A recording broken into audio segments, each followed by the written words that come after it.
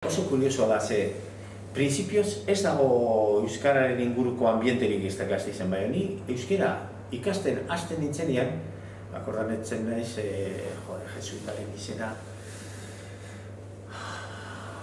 Oregi, apaiza. Hori izan zen gau eskolak deitzen zirenak antolatzen Gasteizen, ez?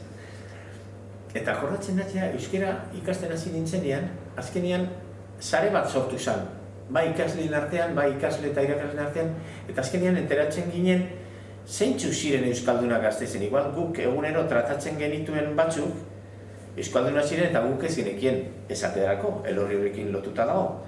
Garai hartan Gasteizen egoen eta dago Lejarazu izeneko taberna bat, que dira Lejarazu taberna dutenen lenguzinak, eta orduan guk euskara ikasten hasi ginean, joaten ginenean Lejarazu tabernara euskara egiten, ze beraiek euskaldunak ziren. Claro, guk genekien batuera apur batekin eta beraiek bizkaieraz. Baina, bueno, azkenean zaletasuna sortzen zen eta empatia egoen gure artean. Eta gero, orduan enteratu ginen, bebai, Toloño izeneko tabernan bebai, Debakoak ziren eta euskaldunak ziren.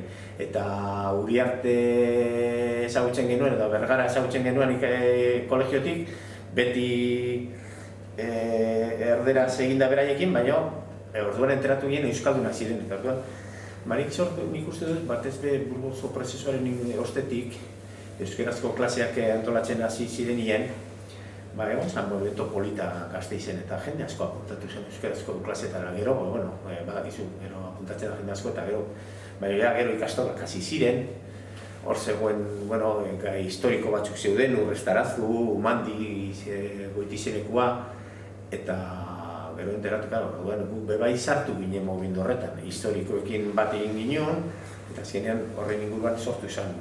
Baina nik uste dut hori 30 aurrera. Burgoso prozesua izan apur bat, nolabaiteko euskararekiko zaletasuna sortu izan momentua, ez?